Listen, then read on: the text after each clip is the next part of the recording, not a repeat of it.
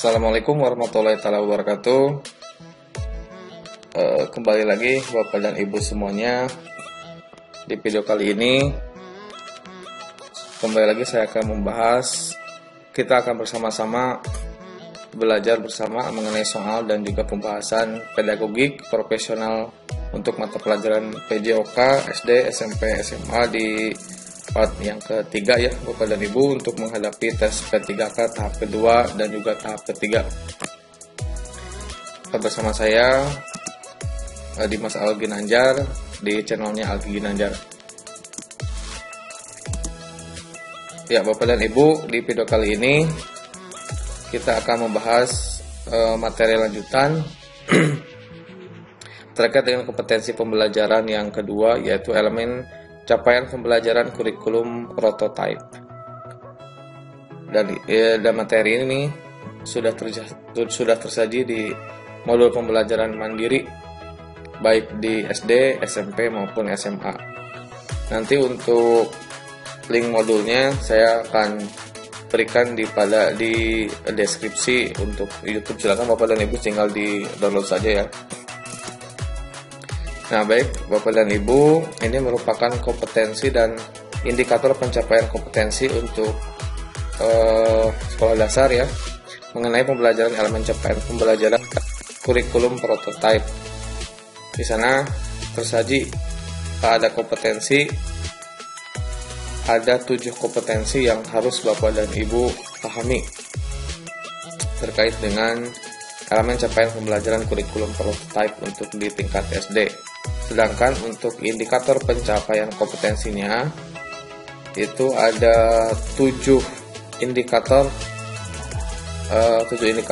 terkait di pembelajaran yang kedua ini, yakni pola gerak dasar, aktivitas 6, aktivitas gerak berirama, aktivitas air, pengembangan kebugaran jasmani, pengembangan personal and social responsibility, serta nilai-nilai aktivitas fisik untuk kesehatan, kesenangan dan tantangan, serta eksplorasi diri dan juga interaksi sosial. Sedangkan untuk elemen capaian pembelajaran kurikulum prototype untuk kompetensi SMP maupun SMA itu ada 6 item ya. Kompetensinya mengevaluasi fakta konsep berupa keterampilan gerak permainan invasi, permainan web net atau wall, permainan striking, olahraga bela diri, dan ini sudah tersaji di modul. Silakan Bapak dan Ibu tinggal dibaca dan juga dipahami lagi, karena soal-soal itu tidak akan terlepas dari kompetensi dan juga indikator pencapaian kompetensi di setiap bahasannya. Nah, untuk indikator pencapaian kompetensi di pembelajaran yang kedua tingkat SMP dan juga SMA ini ada 10 indikator. Yang pertama itu adalah permainan invasi, yang kedua permainan net atau wall, permainan striking atau field, yang keempat adalah olahraga bela diri, yang kelima itu adalah aktivitas 6, yang ke-6 aktivitas gerak berirama, 7 aktivitas air, 8 pengembangan kebugaran jasmani, 9 pengembangan personal dan social responsibility, serta 10 itu nilai-nilai aktivitas fisik untuk kesehatan, kesenangan dan juga tantangan, serta ekspresi diri dan juga interaksi sosial. Saling berhubungan ya Bapak dan Ibu, ini untuk IPK dari teman-teman guru SD, SMP maupun SMA. Ya baik Bapak dan Ibu, kita langsung saja. Ini merupakan beberapa contoh soal yang berdasarkan kompetensi dan juga indikator yang sudah tersaji dalam modul tersebut. Yang pertama adalah, agar pemain dalam permainan sepak bola yang menguasai bola tidak offside setelah mengumpan bola, yang dapat dilakukan adalah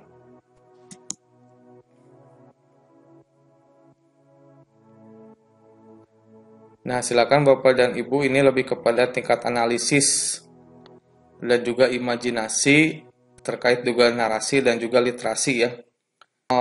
Yang pertama ini jawabannya adalah D ya.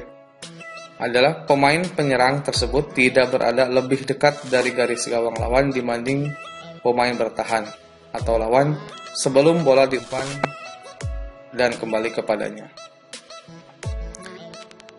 Memang ini sekali lagi Bapak dan Ibu harus mampu menganalisis, mengimajinasi, serta mampu mengimplementasikan literasi dari sajian-sajian soal yang disajikan nanti pada saat soal P3K.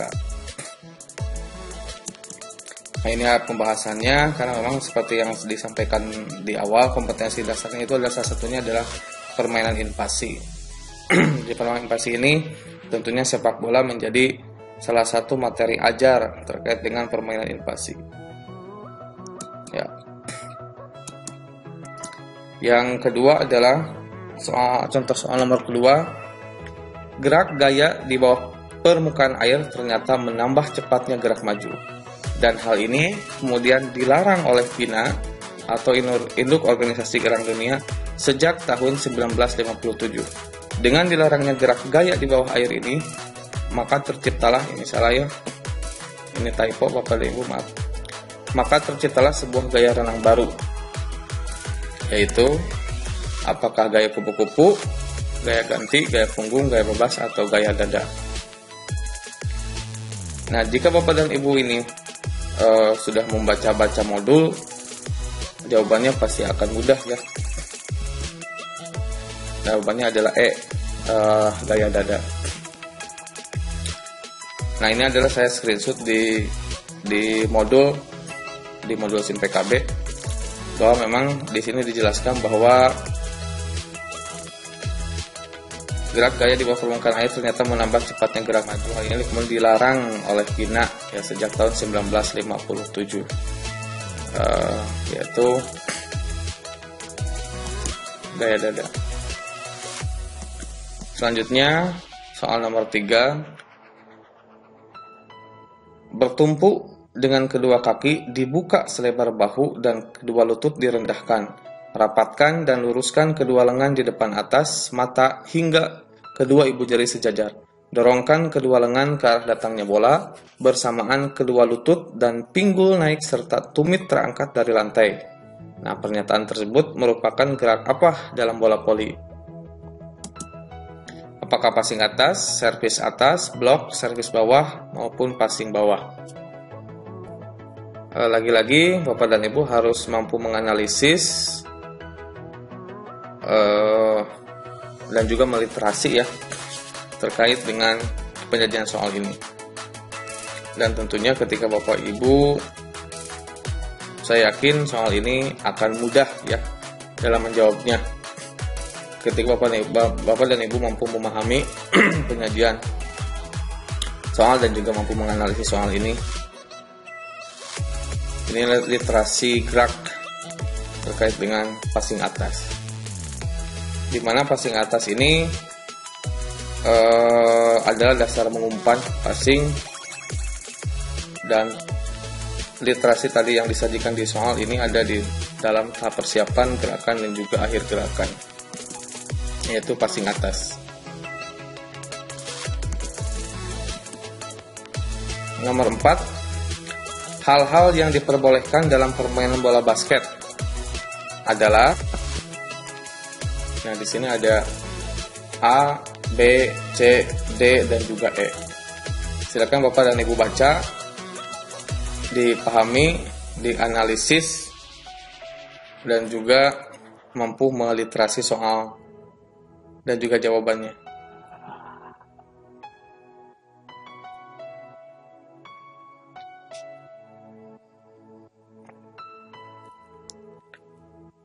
Ya, tentunya dari kelima jawaban yang disajikan, hal yang diperbolehkan dalam permainan bola basket adalah memantul-mantulkan bola ke lantai menggunakan satu tangan dari daerahnya menuju daerah lain. Dengan kata lain, ini adalah dribbling. Kalau dribbling tentunya tidak boleh menggunakan dua tangan ya, karena memang itu double dan juga foul. Dan ini dibahas di dalam materi bola basket dan ada di dalam modul.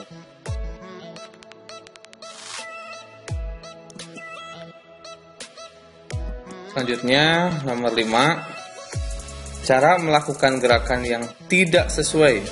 Ingat Bu, tidak sesuai pada renang gaya dada adalah apakah A, B, C, D, dan juga E.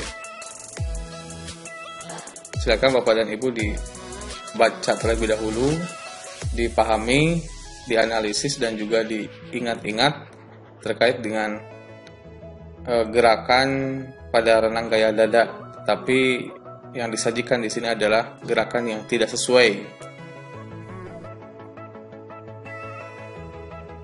Jawabannya adalah ya, 6E ya, yaitu yang tidak sesuai terkait dengan gerakan pada renang gaya dada berputar putar pergelangan tangan ke atas hingga telapak tangan menghadap ke belakang. Pembahasannya tentunya renang gaya dada ini ada tahap persiapan, tahap pergerakan, dan juga tahap akhir. Di dalam di dalam item-item ini merupakan hal-hal yang dilakukan pada saat renang gaya dada, namun jawaban E, putar pergelangan tangan ke atas hingga telapak tangan menghadap ke belakang, itu tidak termasuk dari rangkaian gerak renang gaya dada. Selanjutnya, Bapak dan Ibu, nomor 6. Dalam gerakan senam lantai, ketika peserta didik melakukan posisi berdiri dengan satu kaki, termasuk ke dalam pola gerak dasar apa? Apakah gerakan manipulatif, apakah psikomotor, non-lokomotor, lokomotor, atau dengan keseimbangan? Ingat Bapak dan Ibu bahwa memang ketika gerakan itu ada gerakan motorik kasar, motorik halus, lokomotor, non-lokomotor, dan juga gerakan manipulatif. Ketika Bapak dan Ibu mampu memahami serta mengetahui beberapa pengertian dan juga contoh-contoh gerakannya, tentu Bapak dan Ibu tidak akan mengalami kesusahan untuk menjawab soal ini. Dan di dalam soal nomor 6 ini jawabannya adalah non-lokomotor. Pembahasannya bahwa ada beberapa jenis bentuk pola gerak dasar dari lokomotor, yaitu berpindah individu dari satu tempat ke tempat yang lain. Sedangkan lokomotor itu keterampilan non-lokomotor, keterampilan gerakan yang dilakukan dengan gerakan yang memerlukan dasar penyangga yang minimal atau tidak memerlukan penyangga sama sekali, atau gerakan tidak berpindah tempat. Bergerak tetapi tidak berpindah tempat. Ngayun, bergoyang, menekuk, gitu ya, sebagai halnya. Sedangkan keterampilan manipulatif tentunya keterampilan yang melibatkan pengendalian atau kontrol terhadap objek tertentu. Ya, misalnya melempar, memukul, menendang. Kita diam, tetapi ada objek yang berpindah. Itu sebut dengan keterampilan manipulatif. Dan tentunya jawabannya adalah non-lokomotor. Soal nomor 7. Harmonisasi gerak dan irama dalam aktivitas gerak berirama sangatlah penting untuk dikuasai. Peserta didik selain harus dapat menguasai langkah kaki, juga harus mampu mengkombinasikannya dengan ayunan lengan, yang merupakan gerak dasar langkah kaki pada aktivitas gerak berirama adalah apakah A, knee up dan butterfly, B, claps dan butterfly, C, lunge dan marching, D, lunge dan claps, atau E, marching dan bicep curl. Nah, ini merupakan gerak langkah kaki ya, gerak langkah kaki. Kalau butterfly itu adalah tangan. Baik Bapak dan Ibu, jawabannya adalah ya, betul. Itu merupakan lunge dan juga marching. Lunge ini adalah perpindahan kaki dibuka lebar baik ke depan maupun ke belakang. Sedangkan marching ini adalah gerakan jalan di tempat. Dan tentunya ini merupakan gerak dasar langkah kaki pada aktivitas gerak berirama. Nah, ini ya sudah dibahas dan ada di dalam modul. Tinggal Bapak dan Ibu dibaca saja dan tentunya setelah dibaca, dihafalkan dan juga dipahami, nantinya Bapak dan Ibu akan mampu menganalisis dari setiap penyajian soal. Nomor 8, harmonisasi gerak dan irama dalam aktivitas gerak berirama sangatlah penting untuk dikuasai. Peserta didik selain harus dapat menguasai langkah kaki, juga harus mampu mengkombinasikannya dengan ayunan lengan. Yang merupakan gerak dasar ayunan lengan pada aktivitas gerak berirama adalah tadi, gerak dasar langkah kaki, kalau sekarang lebih kepada ayunan lengan. Apakah jumping jack, bicep curl, marching, knee up, dan apakah lunge? Jumping jack ini lebih kepada menendang kaki ya. Marching seperti yang saya tadi bilang itu jalan tempat. Knee up tentunya ini adalah mengangkat lutut, sedang lung adalah perpindahan kaki terbuka lebar. Maka jawabannya betul, bicep curl itu lebih kepada tangan. Jadi tangan ditekuk ya dengan membentuk huruf P ataupun membentuk sudut 45 derajat. Dan ini adalah beberapa gerakan dasar untuk lengan dalam aktivitas gerak berirama. Walaupun memang banyak ya Bapak dan Ibu, ada beberapa gerakan variasi, namun memang kita harus mampu dan juga tahu terlebih dahulu beberapa gerakan dasar untuk baik kaki maupun tangan. Nomor 9. Nah, berikut termasuk hal yang penting dalam pembelajaran aktivitas air sebelum dilakukan belajar renang, kecuali apakah kontrol pernapasan, apakah melihat kolam, apakah C pengenalan air, atau D pemanasan, ataukah E renang lengkap.